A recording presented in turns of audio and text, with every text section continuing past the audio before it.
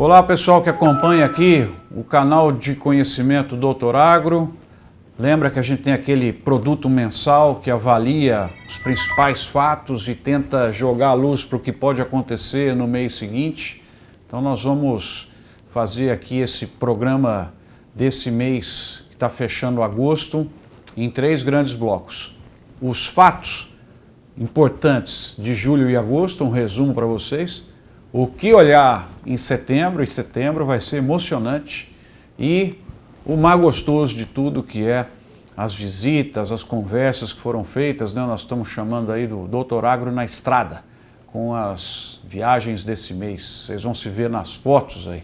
Então vamos a eles. Principais fatos, pessoal, que marcaram o julho e o agosto no agro, o que eu destaquei aí para vocês? Acho que o primeiro ponto importante é que a crise dos alimentos, que foi provavelmente a maior da história, com os preços batendo recordes, ela vem cedendo. E a gente percebe isso pelo índice de preços da FAO, que vem caindo, já são 4 meses de queda, sinalizando que o pior pode ter já passado. E então ele está agora em 141 pontos, ele veio 8,6% menor do que a comparação de junho, né? Mas ele ainda está acima do mês passado. A previsão da Conab caiu um pouquinho, né? Um dado de agosto caiu em relação ao dado de julho, e a expectativa agora é de uma safra de 271,5 milhões de toneladas. Bom destacar também, colheita do milho safrinha está quase encerrada, né? Por Deus nós fomos bem, né? Não podia ter frustração na produção. Lógico que áreas piores, áreas melhores, mas no total nós temos um volume bom aí de milho para acalmar um pouco essa chaga da inflação, né, que atrapalhou todos os produtores de leite, né, de ovos, de frangos, suínos. Isso aí precisa vir para baixo, né? Do USDA, o que vale a pena destacar nesse mês de agosto? Eles trouxeram o milho um pouquinho para baixo em termos de produção e a soja um pouquinho para cima. Então, no caso do milho veio 6,3 milhões de toneladas menor do que a estimativa de julho, 1,18 bilhão de toneladas, e na soja veio maior do que julho, com quase 393 milhões de toneladas. Né? Condições das lavouras dos Estados Unidos, tanto do milho quanto da soja, estão equivalentes ao ano passado e à média dos últimos anos. E o destaque aí é o algodão, que está bem abaixo, né? Nesse momento, situação muito ruim lá no Texas, o que de certa maneira é uma notícia boa para o cotonicultor brasileiro. Exportações do agro, pessoal, pelo amor de Deus, espetacular. 14,28 bilhões em julho, simplesmente 27% maior do que julho de 2021, e o saldo que nós temos acumulado nesses 7 meses chegando a quase 84 bilhões de dólares. Olha só, de janeiro a julho, 7 meses, nós já estamos com 84 bilhões de dólares.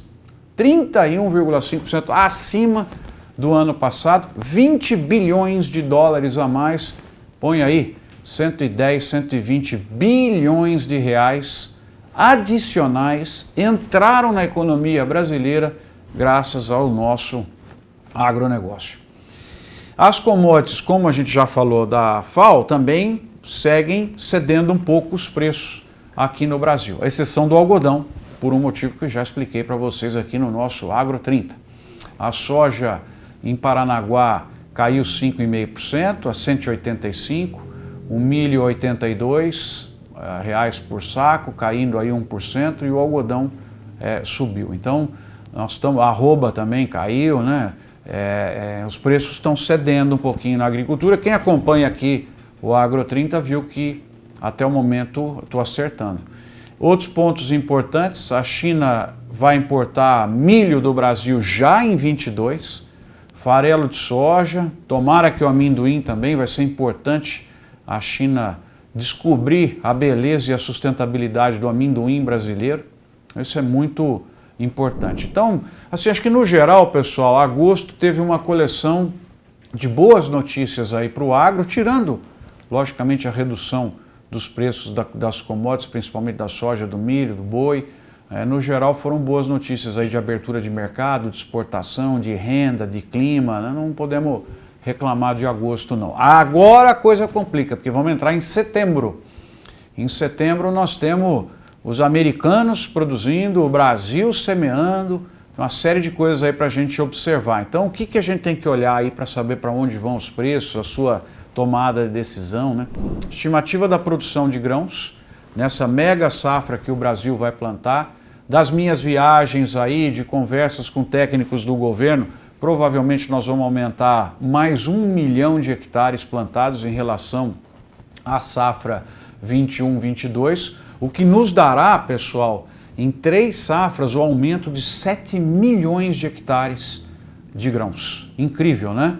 E agradecer muito aí a pecuária por estar cedendo essa terra aí para a agricultura e fazer essa expansão de forma sustentável. Então tem que olhar essa decisão de plantio do produtor, acompanhar o plantio em setembro e outubro, torcer para vir bem, ficar de olho nesses pontos que vai ser muito importante. Qual é a área efetivamente e qual é a produção que nós vamos ter? A Conab ainda não falou e o USDA já falou. Na soja quase 150 milhões de toneladas, o nosso milho talvez acima de 120 milhões de toneladas, o que nos dá a expectativa, quem sabe, de buscar 300 milhões de toneladas de grãos pela primeira vez na nossa história, né? Segundo ponto, avaliar a previsão de clima nos próximos meses, principalmente o impacto que ele vai ter no plantio, na semeadura, torcendo para que a gente tenha chuva que consiga, a gente já sabe que talvez não consiga antecipar o plantio como antecipou o ano passado, talvez ele venha um pouco mais tarde, o que vai deixar o milho mais sob risco, mas enfim, isso não é para todas as regiões do Brasil, tem que ficar de olho. Então, segunda variável é setembro, torcer para essas chuvas voltarem. Nós tivemos uma chuvinha aqui em agosto que foi muito boa, uns 2, 3 dias em Ribeirão Preto, mas ainda está seco, precisa voltar a torcer para ela vir antes aí. Terceiro ponto, clima nos Estados Unidos também, apesar de já estar na fase mais adiante, a produção deles tem que observar que ainda pode ter impacto, né, mas por enquanto vem vindo razoavelmente bem naquilo que era o esperado. Quarto item para observar em setembro é a confusão do planeta.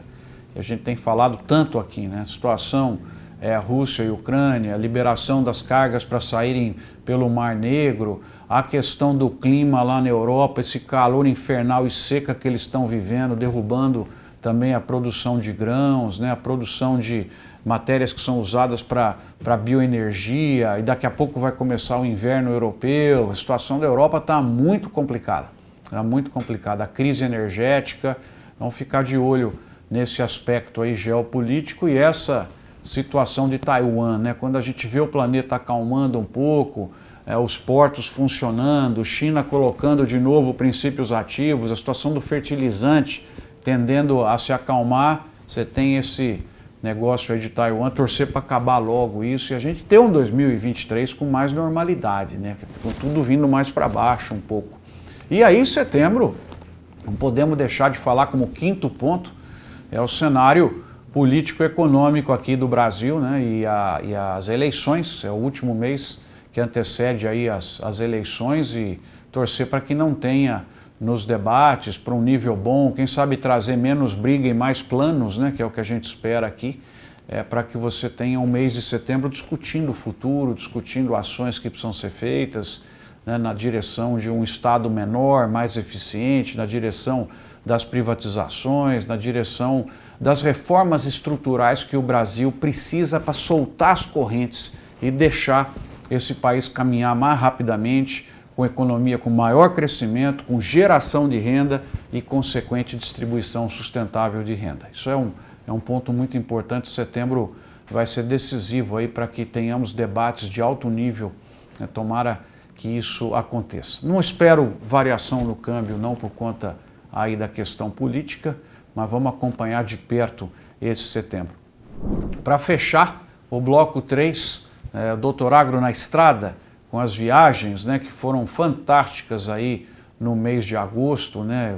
Vocês vão ver fotos, vão se ver nas fotos aí, fotos desde fazenda, de gente, de inovação. É muito legal essa coleção aí a seguir com com a musiquinha, mas participar do simpósio de reprodução animal lá em Goiânia, muito legal, lotado, né? Chance de estar lá com o Sebrae também em Goiás, o evento da Leme Fértil em Ribeirão Preto, muito bem organizado, com a Credicitrus lá em Passos, Minas Gerais, lotado também, de conversar bastante lá com o pessoal. Café Brasil Fertilizantes em Ribeirão Preto, com bastante gente também, discutindo inovação aí no setor de fertilizantes, uma série de coisas importantes. Cooper Tradição em Foz do Iguaçu, voltei a esse evento depois de 11 anos, que fantástico que está a Cooper Tradição. O Produtor para Produtor, com a Singenta em São Paulo, com Marco Antônio dos Santos discutindo aqui, o outro Marco Produtor discutindo aqui a questão do que esperar da soja e do milho. Fantástico o Congresso Brasileiro do Algodão, da Abrapa, lá em Salvador, milhares de pessoas. Outro evento que está todo mundo de parabéns é o da Andave, dos distribuidores em São Paulo. Ponto de encontro, todo mundo conversa, bolando projetos, eventos, empresas em peso, muito legal. A Agrogen, apresentar o caso com o Zé Eduardo Mota, com o Pablo, lá em Campinas, muito legal também. Sindicato Rural de Paraúna, visitas a fazendas, lá em Goiás, e Casa Fértil também, o evento com apoio da Bayer lá em Rio Verde, Goiás, muito legal. Então, se vejam aí nas fotos, vejam quanta coisa bacana, e a gente está de volta no mês que vem, finalzinho de setembro, para o nosso Agro 30. Valeu!